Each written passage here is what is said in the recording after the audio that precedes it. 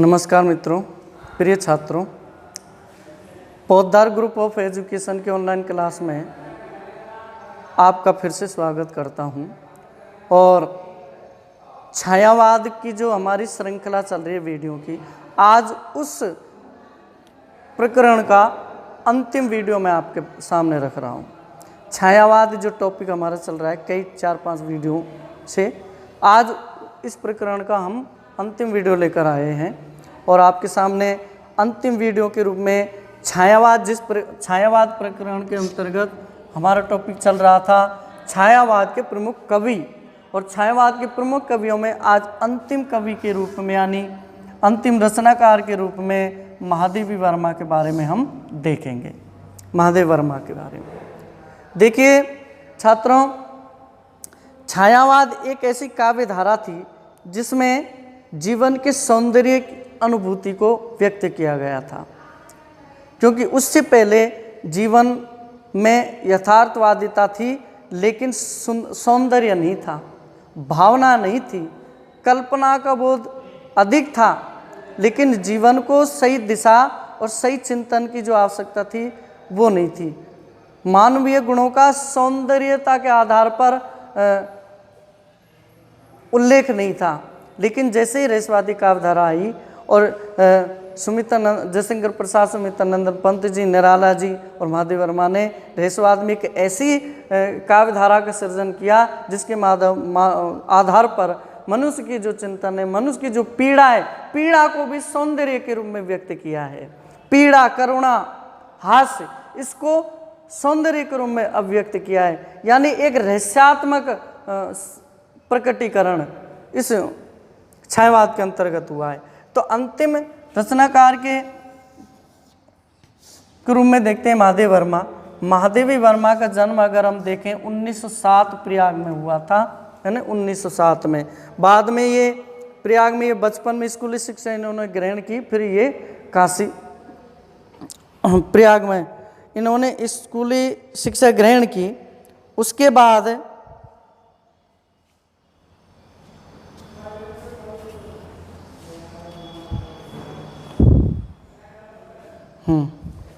इन्होंने प्रयाग विश्वविद्यालय, प्रयाग विद्यापीठ, वहाँ से 1935 में लगभग इन्होंने दर्शन शास्त्र में एमए किया और वहीं सुमित्रानंदन के साथ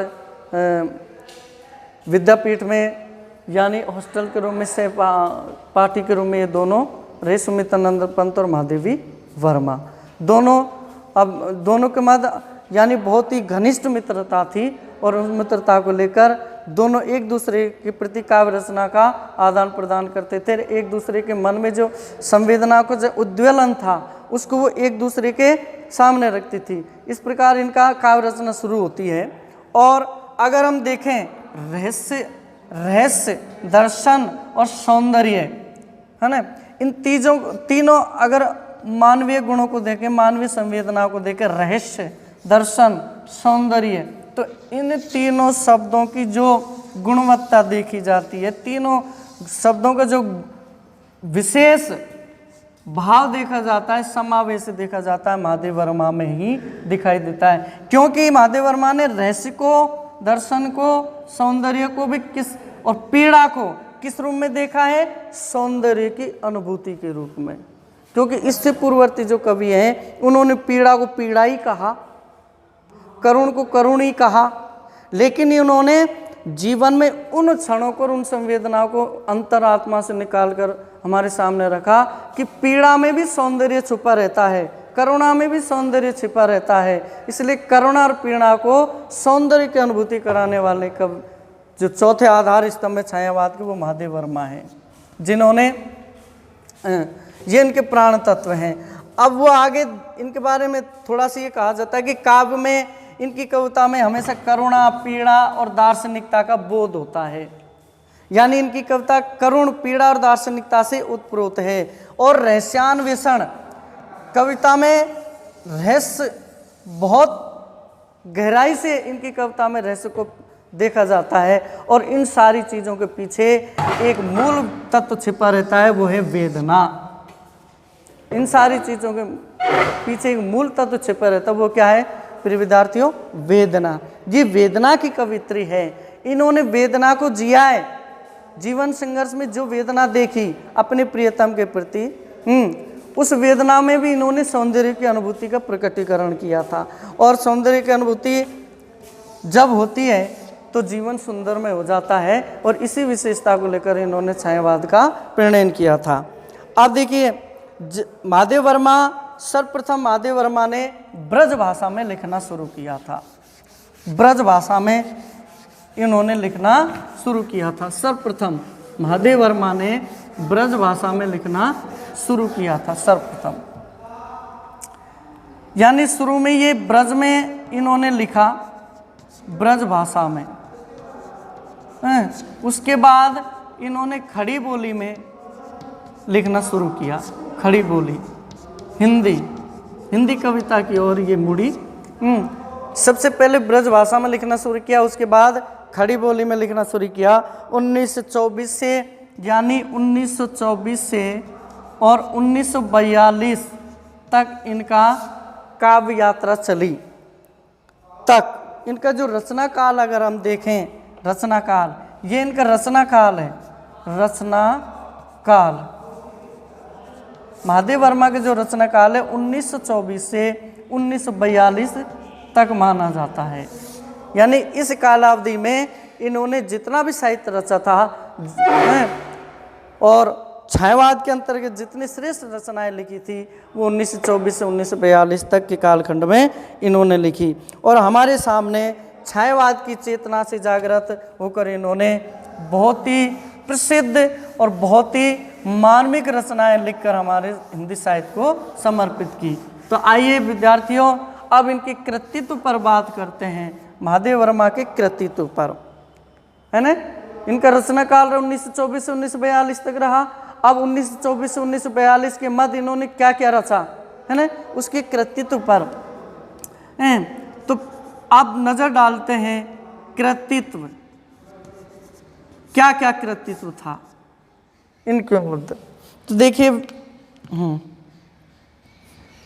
इनके एक एक रचनाओं के बारे में हम थोड़ा सा उल्लेख करते हैं।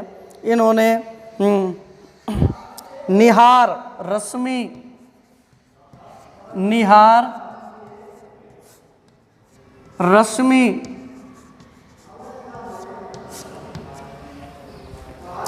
निहार, रश्मि, नीरजा, सांध्य गीत, दीपशिखा, यामा, नीरजा, सांध्य गीत,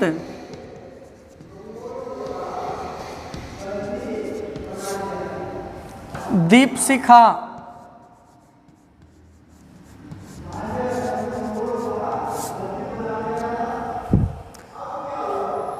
यामा और यामा,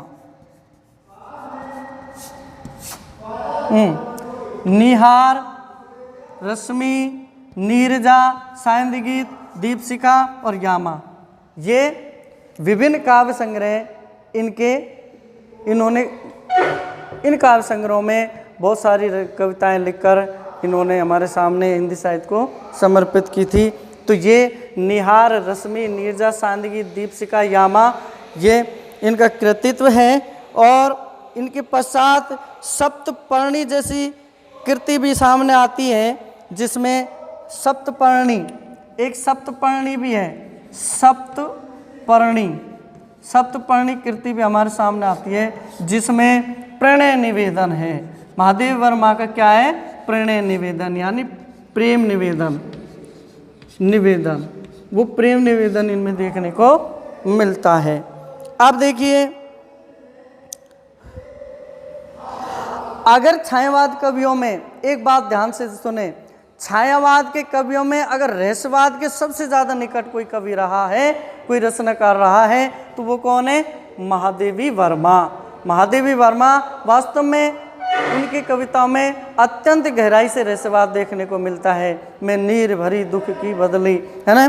तो यानी इस तरह की बात कहने वाले महादेव वर्मा की जो उनका काव्य है वो वेदना और करुणा का पुंज है। उनके काव्य में वेदना, करुणा, रहस्यवादिता, ये तीन विशेषता उनके काव्य में देखने को मिलती है। तो प्यारे विद्यार्थियों, प्रकृति के प्रति अनुराग और अनुभूति भी महादेव वर्मा के काव्य में देखने को मिलता है। प्रकृति के प्रति प्रेम, अनुराग और अनुभूति का जो सूक्ष्मीकरण है, जो छायावादी दृष्टिकोण है, वो महादेव वर्मा के काव्य में मिलता है। तो इस प्रकार उनके जो काव्य रचना है अपने मन के भाव को अभिव्यक्त करने और मन के जो भाव हैं, मन की जो संवेदनाएं, उनको छायावादी दृष्टिकोण से महादेव वर्मा ने किया है। यानी विभिन्न दृष्टिकोणों से उनको अभिव्यक्त करने की जो चेष्टा की है वह महादेव वर्मा ने किया है। उनकी जो भाषा शैली है वो बहुत ही रहस्यवादी है, यानी प्रतीक और बिंबों के माध्यम से बात कहने की सबसे ज़्यादा कोशिश महादेव वर्मा ने की है। वो अपने कह सकते हैं कि उनकी जो भाषा है ना वो चित्रात्मक है। महादेव वर्मा की जो भाषा है वो चित्रात्मक है, चित्रात्मक। इनकी जो भाषा है वो चित्रात्मक है, यानी जिसमें बिंब और प्रतीक। अगर सुमित्रा नंदन की बात करें, सुमित्रा नंदन की काव्य रचनाओं में भी अत्यधिक बिंब और प्रतीक मिलते हैं, है ना। बिंब और प्रतीक के माध्यम से वो अपनी बात को स्पष्ट करते हैं, सुंदर अनुभूति प्रदान करते हैं। उसी प्रकार इनकी भाषा भी चित्रात्मक और बिंब है और प्रतीकों के माध्यम से अपने रहस्य भरी वाणी को छायावाद के चश्मे पहनाकर हमारे सामने पेश करते हैं। और महादेव वर्मा की जो अगर बात करें कृतियों के बारे में, महादेव वर्मा की कृति सर्वप्रथम जो कृति है वो है निहार। ये प्रथम कृति है। महादेव वर्मा की जो प्रथम कृति अगर देखी जाए तो वो क्या है? निहार प्रकृति। और इसमें इस निहार में क्या है? बालोचित क्रीड़ाएं, यानी बालोचित क्रीड़ाएं, बालोचित क्रीड़ाएं का चित्रण है। एक छोटे बच्चे की मानवीय, उसकी बालकपन की जो क्रीड़ाएं हैं वो क्या हो सकती है? क्रीड़ाएं। बखूबी संवेदनशील रचना है क्रीड़ाएं, बालोचित क्रीड़ाएं निहार में उन्होंने सर्वप्रथम व्यक्त की है। यानी उनका कौतूहल और जिज्ञासा, जो बच्चे की कौतूहल और जिज्ञासा होती है, वो निहार रचना में महादेव वर्मा ने बहुत सुंदर तरीके से प्रस्तुत की है। उसी प्रकार रश्मि एक पथ मिल जाता है, रश्मि अनुभूतियों की इसमें दर्शन है। रश्मि क्या है? रश्मि पथ पर चलने वाले पथि को दिशा निर्देश देने का काव्य है। यानी रश्मि, सूर्य की जो रश्मि यानी किरण होता है, तो किरण क्या करता है? हमें पथ को प्रशस्त कराता है, पथ पर आगे बढ़ने की प्रेरणा देता है। तो एक दार्शनिक काव्य रचना है, ये एक दार्शनिक काव्य रचना है। उसी प्रकार आ जाइए नीरजा के बारे में। महादेव वर्मा नीरजा के बारे में, ये संकलन रसात्मक अनुभूतियों का उत्कर्ष और सुंदर अभिव्यक्ति को देखने, इसमें क्या है? रसात्मक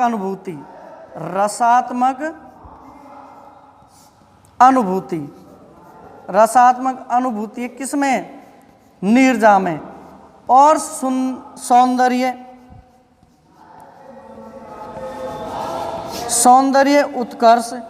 सौंदर्य उत्कर्ष इसमें देखने को मिलता है। किसमें? नीरजा में, है ना। रस के प्रति जो अनुभूति है, प्रकृति के प्रति और मनुष्य की जो संवेदनाएं, उसके प्रति जो सौंदर्य की अनुभूति है वो नीरजा में देखने को मिलती है। उसी प्रकार नीरजा के जो गीत हैं, महादेव वर्मा के जो नीरजा में जो गीत संकलित हैं उनके, वो रागात्मक हैं। कैसे गीत हैं? रागात्मक गीत हैं। उसी प्रकार सांद गीत।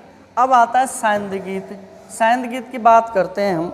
सांद गीत इनका केंद्रीय गीत है, इनके केंद्रीय भाव को इंगित करता गीत है। इसमें केंद्रीय भावना छुपी हुई है। कहने का मतलब है ध्वंस में निर्माण और निर्माण में ध्वंस की जो मूल भावना रहती है वो शांत गीत में है। ध्वंस में निर्माण, क्योंकि नष्ट में ही निर्माण होने की प्रक्रिया है और निर्माण में ही नष्ट होने की प्रक्रिया है ना। कि जीवन में जो तत्व बना है वो उसका विनाश निश्चित है, वो नष्ट जरूर होगा, और जो नष्ट होता है वो पुनः निर्मित जरूर होगा। इसी भाव को मूल संवेदनाओं के आधार पर व्यक्त किया गया है शांत गीत में। ठीक है ना, शांत गीत। तो शांत गीत एक बहुत अच्छी रचना है इनकी। और उसके बाद देखते हैं दीप शिखा। दीप शिखा में इनके 51 गीत हैं। दीप शिखा, दीप शिखा में 51 गीत संकलित हैं। ये सारे 51 गीत जो हैं ये करुण, स्निग्ध और मधुर भावों को व्यक्त करते हुए हैं। करुण, स्निग्ध और मधुर भावों को व्यक्त करने वाले गीत हैं। कहने का मतलब है ये जो मन के अंदर जो प्रणय निवेदन है, प्रणय जो भावना है, उनकी स्निग्ध और मधुर ध्वनि इन 51 गीतों में संकलित है। तो इस प्रकार आत्मनिवेदन है, यानी मधुर मधुर शुभ दीपक जल।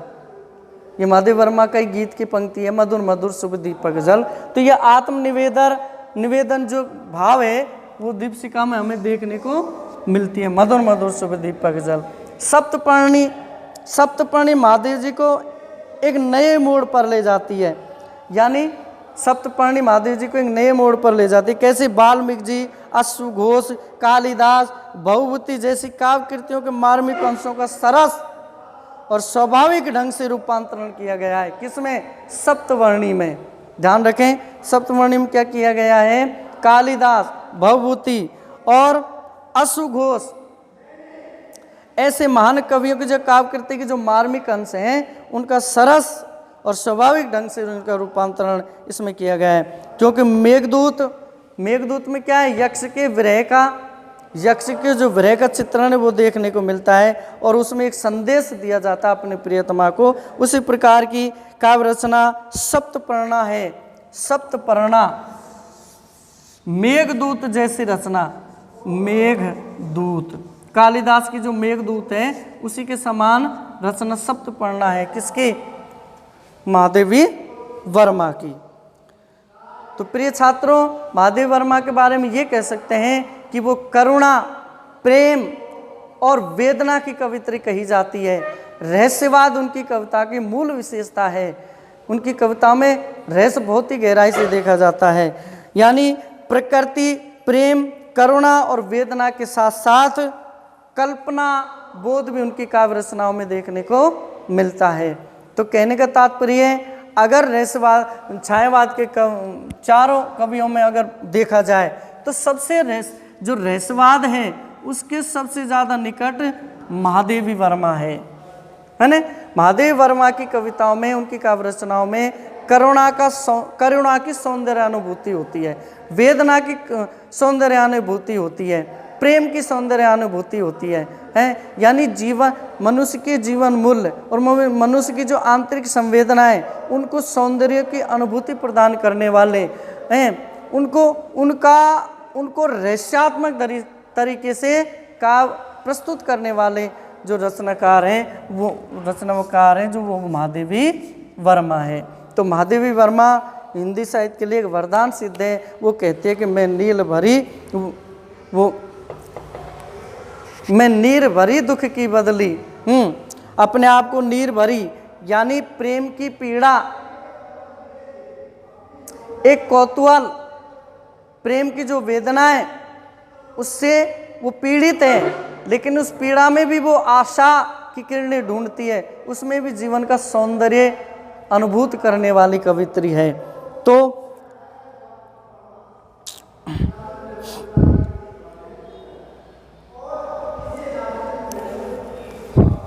अगर महादेव वर्मा के बारे में देखा जाए तो भाव और कला दोनों के दृष्टिकोण से महादेव वर्मा का जो काव्य कर्म है वो अत्यंत श्रेष्ठ है। छायावादी काव्य धारा के अंतर्गत महादेव वर्मा ने जितना भी काव्य रचना लिखी है वो करुणा, प्रेम और सौंदर्य की अनुभूति को और वेदना को व्यक्त करने वाला काव्य है। उस वेदना में वो अपने प्रियतम, उस रहस्यमयी प्रियतम, अगोचर प्रेमी के प्रति अपने आप को व्यक्त करती हुई, समर्पित भाव से व्यक्त करती हुई अपने को दिखाती है अपनी काव्य रचनाओं में। महादेव वर्मा ने काव्य में बहुत कुछ लिखा है। यामा पर उन्हें ज्ञानपीठ, कहाँ है यामा? यामा उनकी एक ऐसी रचना है जिस पर ज्ञानपीठ पुरस्कार उनको मिला हुआ है, यानी हिंदी के सर्वोच्च पुरस्कार इनको मिले हुए हैं। ठीक है ना। तो प्रिय विद्यार्थियों, मुझे लगता है कि आपके टॉपिक समझ में आ गया होगा।